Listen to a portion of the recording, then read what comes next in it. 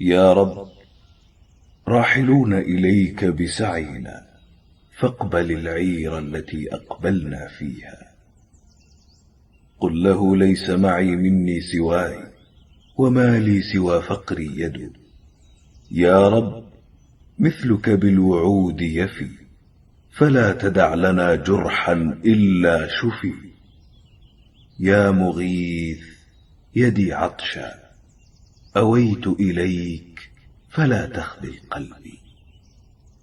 سبقت له الحسنى من وفق لدوام النجوى، فقل يا غياث، اعبر بنا هذا الليل.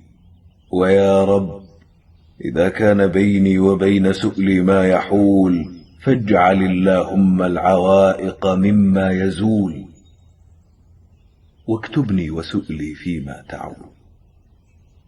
يا صاحب الحاجة، من ألفت نصيبه لله أقبل الله عليه، ومن وهب نفسه لله حفظها الله له. هو ألطف بك منك لنفسك.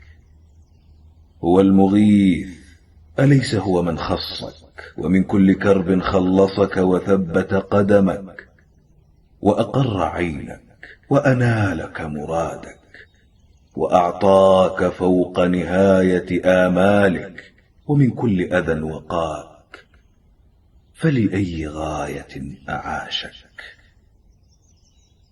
إن الله إذا تابع لك المزيد في الدعاء فاعلم أنك مجاب. ارفع عزيمة دعائك وأقبل بيقينك، وقل يا غياث، إني مددت يدي فامدد إلي يدا.